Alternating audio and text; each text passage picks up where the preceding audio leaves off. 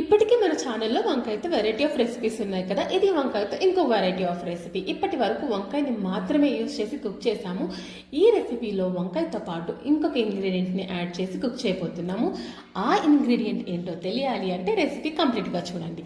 First అయితే oil వేయడం తర్వాత సన్నగా కట్ చేసి పెట్టుకొని ఉప్పు నీళ్ళలో కడిగిన వంకాయలను యాడ్ చేసుకోవాలి. ఇందులోనే కొద్దిగా ఉప్పు పసుపు యాడ్ చేసి బాగా కలుపుకొని మూత పెట్టేసి ఆయిల్లోనే మగ్గనివ్వాలి. ఇది మగ్గేలోపు దీనికి కావాల్సిన మసాలాని ప్రిపేర్ చేసుకుందాం. మిక్సీ జార్లో ఒక మీడియం సైజ్ ఆనియన్, కొద్దిగా కొత్తిమీర, 1 ఇంచ్ అల్లం సన్నగా కట్ చేసి పెట్టుకున్నది, 6 నుంచి 8 వెల్లుల్లి రెబ్బలు, కొద్దిగా ఎండు కొబ్బరి పొడి, వీటితో పాటు కొంచెం వాటర్ యాడ్ చేసుకుని దీన్ని ఫైన్ పేస్ట్ లాగా గ్రైండ్ చేసుకోవాలి. ఇలా గ్రైండ్ చేసి పెట్టుకున్న దీన్ని ఆల్రెడీ ఆయిల్లో మగ్గుతున్న వంకాయలలో ఈ మసాలాని యాడ్ చేసుకుని ఒకసారి బాగా కలుపుకోవాలి. పచ్చి వాసన పోతే సరిపోతుంది. ఇందులోనే కారం, ధనియా పౌడర్ కూడా యాడ్ చేసుకుని ఒకసారి బాగా కలుపుకొని కుక్ చేసుకోవాలి. ఇందులో ఒక మీడియం సైజ్ టమాటోని కోర్స్గా గ్రైండ్ చేసి యాడ్ చేసుకొని ఇక్కడే మనకు ఈ కర్రీకి కావాల్సిన వాటర్ క్వాంటిటీని కూడా యాడ్ చేసుకొని మూత పెట్టేసి 70% పైగానే ఈ వంకాయల్ని కుక్ చేసుకోవాలి. ఇలా 70%కి పైగా కుక్ అయిన తర్వాత ఇందులో మనం యాడ్ చేయబోయే ఇంగ్రీడియంట్ సపరేట్గా కుక్ చేసి పెట్టుకున్న శనగపప్పుని.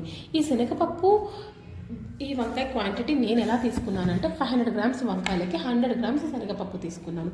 బ్రింజాల్ క్వాంటిటీని ఎక్కువ ఉండాలి శనగపప్పు క్వాంటిటీ కన్నా కూడా. బట్ ఫ్లేవర్ చాలా బాగుంటుంది ఇది యాడ్ చేయడం వల్ల.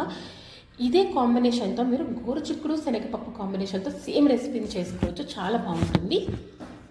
ఇలా కుక్ అయిన తర్వాత శనగపప్పుని సపరేట్గా బాయిల్ చేసుకున్నది యాడ్ చేసుకోవాలి. అలాగే ఇందులో ఒక చిన్న ఉసిరికాయ సైజ్ అంత చింతపండుని ఒక 10 నిమిషాల ముందు నానబెట్టి దాని నుంచి తీసిన రసంని కూడా యాడ్ చేసుకోండి. ఫ్లేవర్స్ అన్నీ బ్యాలెన్స్డ్గా ఉంటుంది, చాలా బాగుంటుంది టేస్ట్. ఇలా ఇవన్నీ యాడ్ చేసిన తర్వాత జస్ట్ 2 మినిట్స్ మీడియం ఫ్లేమ్లో పెట్టి ఇది కుక్ చేస్తే సరిపోతుంది. ఆ మసాలా, ఉప్పు, కారం మొత్తం శనగపప్పుకు పడుతుంది. ఇలా మూత పెట్టి కుక్ చేసుకున్న తర్వాత ఈ టేస్ట్ ఇంకొంచెం ఎన్హాన్స్ అవ్వడానికి ఆవాలు, జీలకర్ర, కరివేపాకు, ఎండుమిర్చితో పోపేస్తే సరిపోతుంది అంతే. రైస్, చపాతీ, రోటీ దేనికైనా పర్ఫెక్ట్ కాంబినేషన్.